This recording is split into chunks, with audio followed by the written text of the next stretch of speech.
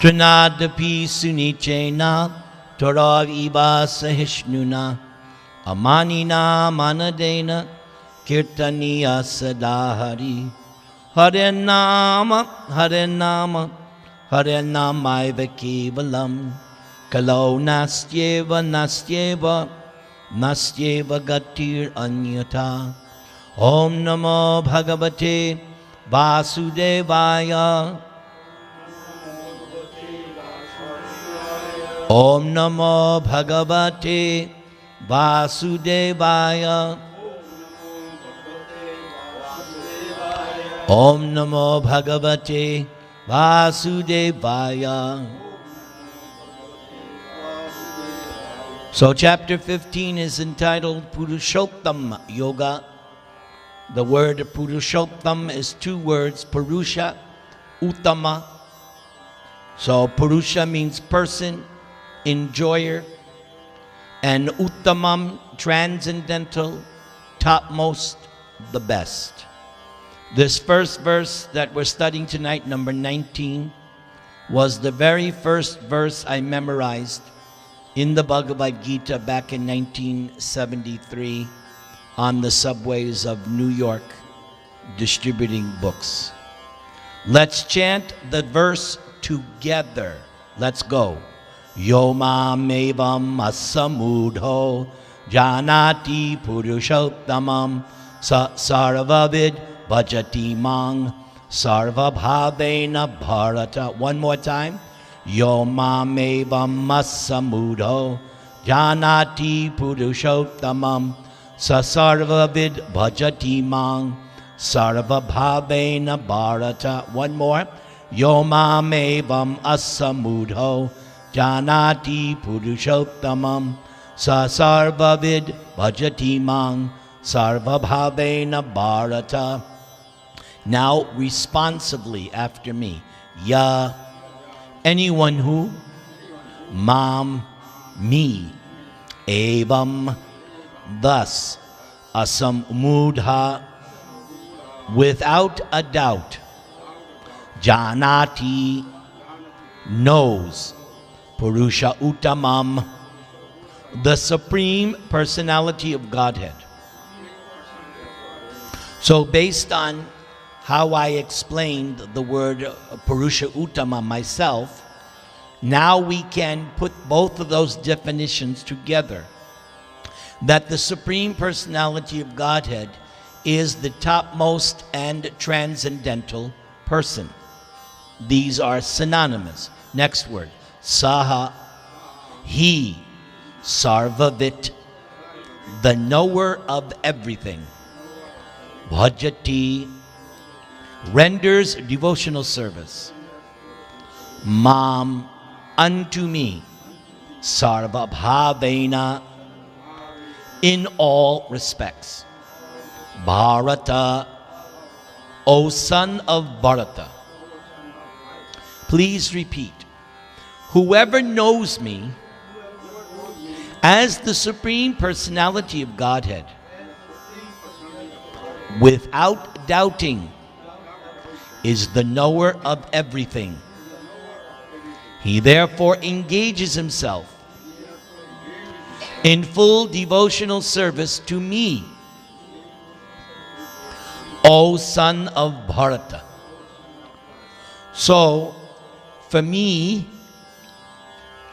if I remember, the reason I picked this verse is because to me, it was something that gives me a complete conclusion of Bhagavad-gītā.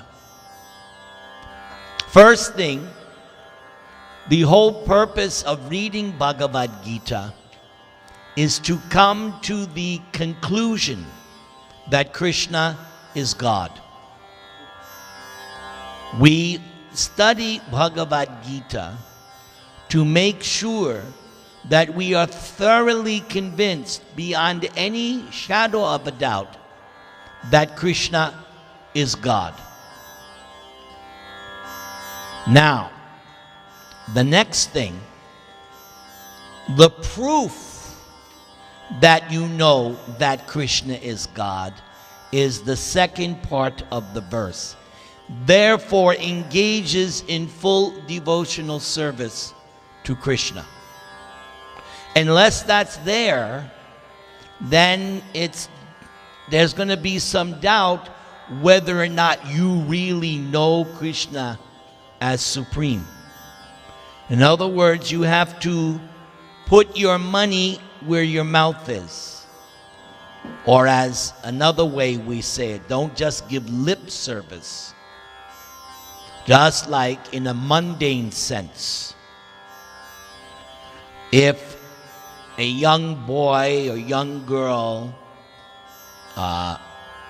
they become attracted, then it's not just a question of I love you. No, what have you done? Show it. Prove it. Or like on Mother's Day. On Mother's Day, the men of the house and the children should show the mother that they appreciate. Not just a card, Happy Mother's Day. No, there should do something. Devotional service is how we demonstrate that we love God, that we are surrendered to God. You will find people in all religions, they say, I love God. Okay, how can you prove it? You prove it by your service. That's how you prove your love, is by service. And that is what Krishna relishes. Perhaps you might have thought, I am a tiny, insignificant Jivatma, and Krishna is Vibhu, the great Almighty. What can me, an insignificant, tiny little Jiva, what can I possibly do to please Krishna? After all, doesn't Krishna have Radharani? Isn't Radharani fulfilling all of Krishna's desires? Sarvakanti, any desire Krishna has, Radharani fulfills it. So what can I possibly do? But when the living entity renders even the tiniest service to Krishna, he appreciates that. A mundane example. Here is my old friend Keshava Das. Now he has 3 sons. Now when they were younger, maybe on a particular occasion they did something for their father. Now it may have been something very insignificant, but because the child did something out of love, that made him feel so good. Am I right? Even Krishna, when he was a young child, he would bring Nanda's shoes, right? That little, such an insignificant service is so appreciated. So it is service that attracts the attention of God. It's your sincere, humble service attitude. Like what does Krishna say? Patrang pushpam palam toyam. But what's the word that appears several times in that verse, Rama? Bhakti. It is the bhakti that Krishna is relishing, not your offering. It's not that, oh, I made this. Duryodhana, didn't he have a whole feast arranged for Krishna when Krishna came to the assembly? Did Krishna even eat one little thing from Duryodhana's feast? Instead, who did he want to eat? The Shudra. He went to eat at a Shudra's house. Why? Bhakti. Bhakti. That's the key. That changes everything. Yes.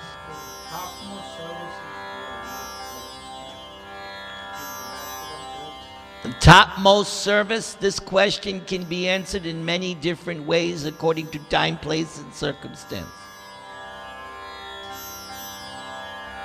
How many answers you want me to give? There's not one answer. Because one answer could be when you strictly follow the 4 regulative principles and chant your rounds. Very good. Or Prabhupada would say, when you're out preaching, that satisfies. You understand? It depends on the angle of vision. Okay? The main thing is your service attitude. Are you willing to serve Guru in Krishna at a moment's notice? Boom. The service attitude. The classic example, the Brahmanas would not give the dust of their feet because they were afraid we would go to hell. The gopis were willing to go to hell by giving the dust of their feet because they had the service attitude. All they cared about was curing Krishna's headache, even if it meant they would go to hell. Service attitude. Again, in the final chapter of Chaitanya Charitamrita, where the final Shikshastakam verse is explained, and instead of Lord Chaitanya, it's Radharani is speaking, and Radharani is giving the long explanation of the 8th Shikshastakam verse. And what does Radharani say? If there's something that I like that Krishna does not like, I hate that thing. If there's something that I don't like, but Krishna likes it, I love that thing. You see the attitude. No personal consideration. Mothers, all mothers have one common characteristic.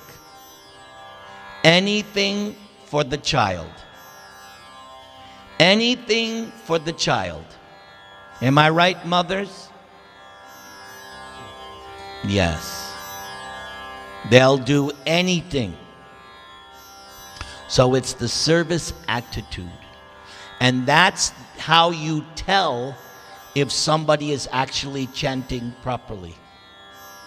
You can tell who is a good chanter because they demonstrate that service attitude. That's the key. All right, let's go to Prabhupada's purport. Let's follow along carefully. Verse 19 of chapter 15. Purport by the ISKCON Founder-Ācārya, A.C. Bhaktivedanta Swami Prabhupada. See, Krishna Kumar, I told you they would come.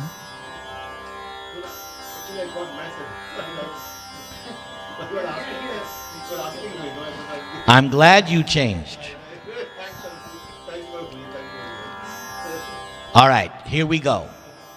There are many philosophical speculations about the constitutional position of the living entities and the supreme absolute truth. Now, in this verse, the Supreme Personality of Godhead clearly explains that anyone who knows Lord Krishna to be the Supreme Person is actually the knower of everything. So now you have to ask yourself, do you have that conviction? The imperfect knower goes on speculating about the absolute truth, but the perfect knower, without wasting his valuable time, engages directly in Krishna consciousness. The devotional service of the Supreme Lord. Notice, Krishna consciousness, devotional service, synonyms. That's the same thing. You should always remember that. Krishna consciousness means bhakti, devotional service. Throughout the whole of Bhagavad-gītā, this fact is being stressed at every step. Prabhupada knows what this Bhagavad-gītā is teaching. He knows it inside and out. And still, there are so many stubborn commentators on Bhagavad-gītā who consider the supreme absolute truth and the living entities to be one and the same. And that is called Mayavad philosophy, which was given to us by Sri Shankaracharya on the order of the Supreme Personality of Godhead, to bewilder the fallen conditioned souls of Kali Yuga who want to be cheated. Keep that in mind. It's for those who want to be cheated. Those who don't want to be cheated, they will follow the teachings of Lord Chaitanya. Vedic knowledge is called Shruti, learning by oral reception. One should actually receive the Vedic messages from authorities like Krishna and his representatives. Here, Krishna distinguishes everything very nicely, and one should hear from this source. Simply to hear like the hogs is not sufficient. One must be able to understand from the authorities. It is not that one should simply speculate academically. One should submissively hear from Bhagavad-gītā that these living entities are always subordinate to the Supreme Personality of Godhead. And I believe we already learned that that submission is still there even in Vaikuntha. Even in Vaikuntha, even you're liberated, you're still subordinate.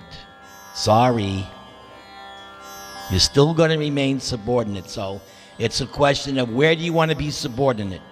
Here in Placentia or in Vaikuntha? But in either case, you're always going to be subordinate. You're either going to be subordinate to the material energy or you're going to be subordinate to the internal superior energy. Make your choice. That's the only two choices you get as a jiva. Pick your choice. Me, I decided back in 1973, I want to be subordinate to the interior, superior pleasure potency of Krishna, represented by Srimati Radharani. Otherwise, I will have to remain under the material energy and be kicked by Maya over and over. And by 23 years old, I realized I was tired of being kicked. Let us continue. Anyone who is able to understand this, according to the Supreme Personality of Godhead, Sri Krishna, knows the purpose of the Vedas.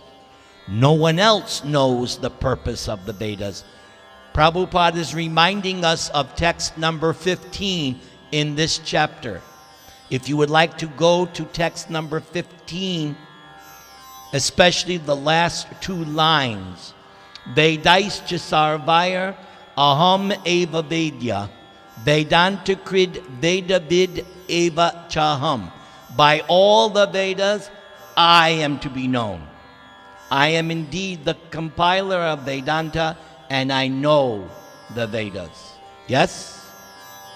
So your degree in Vedic studies is when you know Krishna.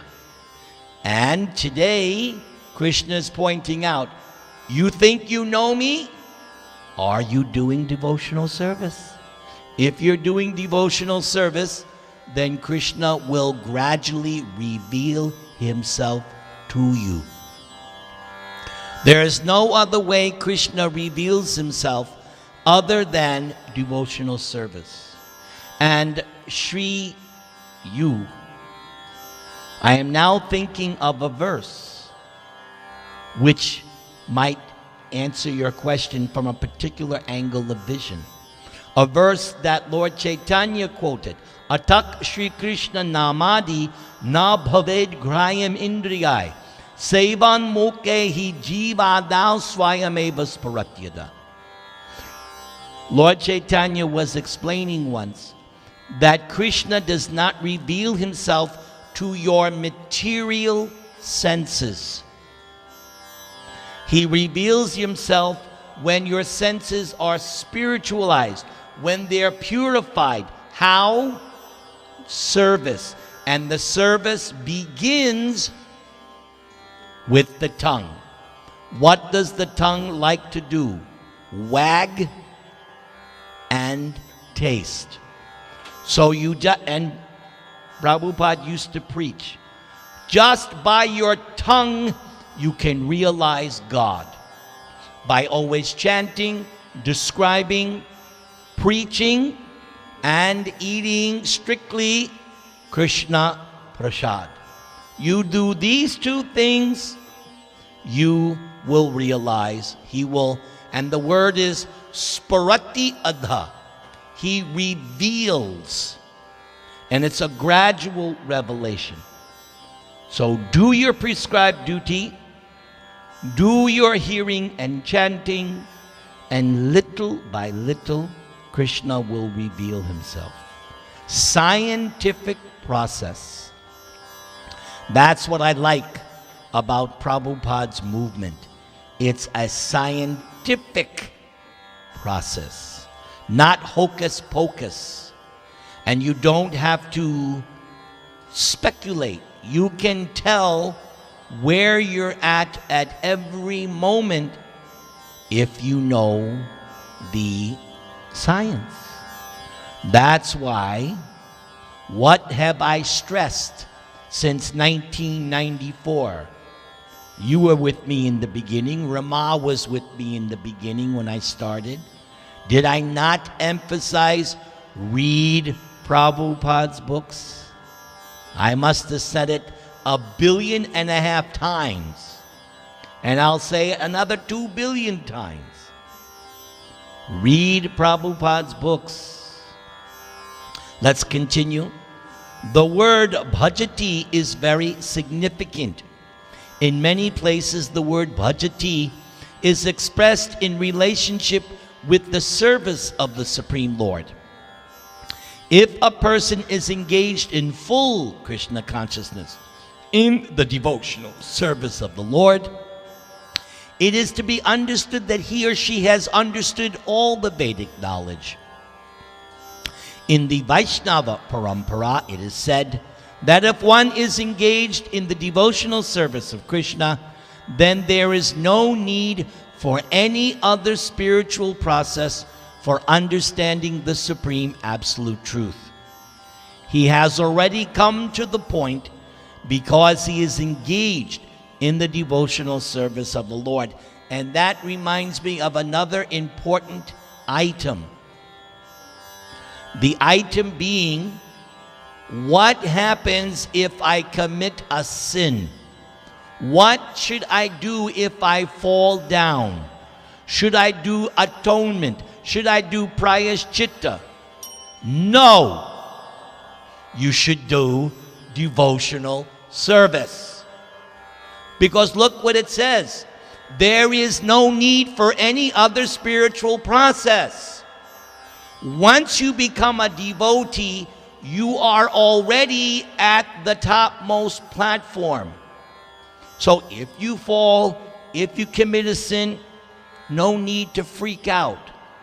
Stop sinning, pick yourself up, and get back into the process. And in that situation, immediately start hearing. From hearing, you will start chanting. And once you're hearing and chanting, Maya starts to go away. She can't attack. So always, always, always engage in hearing and chanting about the glories of the Lord. After all, what mantra do I start every program? Hare Nama, Hare Nama, Hare Nama, Eva Kevalam. Kalo Nastyeva, Nastyeva, Nastyeva Gatir Anyata. Even Keshava knows, in the Pujari room in New Dwarka, as you're leaving the Pujari room, there's a list of all these mantras to make up for offenses. But they're mantras. So, just start chanting. Okay? No need to worry. I'll give you a nice story from the Chaitanya Charitamrita. So there was this devotee, Subudhi Roy. Subudhi Roy he's a Hindu, and those days, if a Muslim sprinkled water from his pot on you, you were no longer Hindu. You are now Muslim, because your body was touched by the water of a Muslim. You're not Hindu anymore. Go away. So, Subudhi Roy, that happened to him because of the king's wife. Because the king, before he was the king, was a servant of Subudhi Roy, and one time Subudhi Roy beat him. So there were all these lashes in his marks on his back. So when, I think it's the Nawab, his wife saw the lashes, she said, "Who did this to you?" Subudhi Roy. "I want him killed." But the Nawab said, "No, no, no, no, no. He was very good to me. He treated me like his son. He beat me and I was nonsense. I deserved it." She said, "No, you kill him now." So he didn't want to do it because, as he said, he had affection for Subudhi Roy. So he said, "Okay, I'll sprinkle water from my pot. That's as good as killing him." So she was satisfied. So after Subudhi Roy, the water was sprinkled, he went to some brahmanas. "Oh, now the Nawab has put water, now I'm no longer Hindu. What I should do? Help me." The Brahmin said, "Yes, you should drink hot boiling ghee and give up your life. That is the only atonement." Subudhi Roy was, what? So he consulted others. Then he met Lord Chaitanya. Did Lord Chaitanya say, give up your life by drinking hot ghee? Lord Chaitanya said, "No. Go to Vrindavan and chant Hare Krishna mantra. When you are situated at the lotus feet of Krishna, no sin can touch you." So Subudhi Roy went to Vrindavan. He took shelter of Rupa Goswami and simply chanted Hare Krishna mantra. Not drink hot ghee and give up your life. None of this stupid stuff. Yes. Devotees are merciful. Vancha kalpatarubhyascha kripasindubhyaeva pacha. Prabhupada gave shelter to all kinds of papis and tapis and sudras and malacha yavanas papayonaya. I am the classic example. That was Prabhupada. Who do you think started this movement? Not the Hindus. It was the hippies. And hippies were less than malacha yavana. They started this movement. Okay?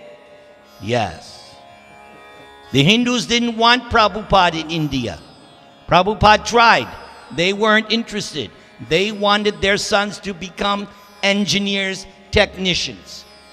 Prabhupada tried. "Give me your son." They said, "No, no, no, no. We want him to become engineer so that we can go to America and retire." So Prabhupada had to start his movement in America amongst the low class, sinful, wretched, losers. But, okay? Hare Krishna, Krishna Krishna, Hare Hare, Hare Rama, Hare Rama,